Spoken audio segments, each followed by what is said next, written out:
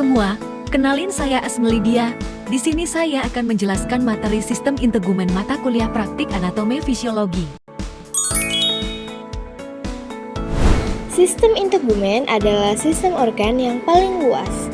Sistem ini terdiri atas kulit dan aksesorisnya, termasuk kuku, rambut, kelenjar seperti keringat dan besus, dan reseptor saraf khusus untuk stimuli perubahan internal atau lingkungan eksternal. Integumen merupakan kata yang berasal dari bahasa Latin integumentum, yang berarti penutup. Fungsi: organ-organ pada sistem integumen berfungsi menutup organ atau jaringan dalam manusia dari kontak luar. Fungsi dari sistem integumen adalah: yang pertama, melindungi struktur internal; yang kedua, mencegah masuknya kuman penyebab penyakit; yang ketiga, mengatur suhu tubuh; yang keempat, melakukan proses ekskresi melalui keringat; yang kelima, melindungi bahaya sinar matahari; yang keenam, memproduksi vitamin. Dibagi menjadi 3 lapisan, yaitu epidermis, dermis, dan hipodermis. Yang pertama, lapisan kulit epidermis sering kita sebut sebagai kulit luar. Kulit ini apabila jika dikumpulkan akan menjadi organ terbesar dari tubuh. Luas permukaannya sendiri adalah sekitar 18 meter persegi. Epidermis memiliki beberapa lapisan yang mengandung 4 jenis sel, yaitu keratinosit, melanosit, Merkel, dan Langerhans. Lapisan kulit epidermis yang pertama terdiri dari lapisan terdalam dari epidermis adalah lapisan basal. Yang kedua, lapisan stratum spinosum terdiri atas sel-sel bergranula atau sel kasar. Stratum lucidium yang berfungsi sebagai pelindung terhadap kerusakan akibat sinar ultraviolet. Yang keempat ada stratum corneum. Selain itu, dalam anatomi fisiologi sistem integumen bagian epidermis ini juga masih terdapat lapisan paling luar dari epidermis yang disebut stratum corneum. Yang kedua ada lapisan kulit dermis. Kulit dermis adalah lapisan kulit yang berada di bawah epidermis. Jenis lapisan kulit dermis terdiri atas 2 macam, yaitu lapisan papiler atau lapisan jaringan ikat longgar. Yang kedua, lapisan retikuler atau lapisan jaringan ikat padat.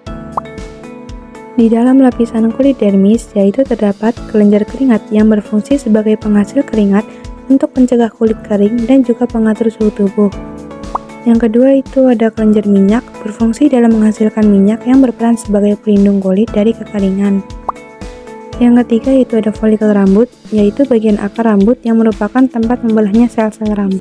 Yang keempat yaitu hipodermis atau subkutan, yaitu bagian kulit yang paling bawah. Dan yang kelima yaitu ada saraf-saraf penerima rangsang sentuhan yang berfungsi sebagai sensor penerima rangsang sentuhan yang kemudian akan dikirimkan ke otak. Yang ketiga ada lapisan kulit hipodermis atau subkutis.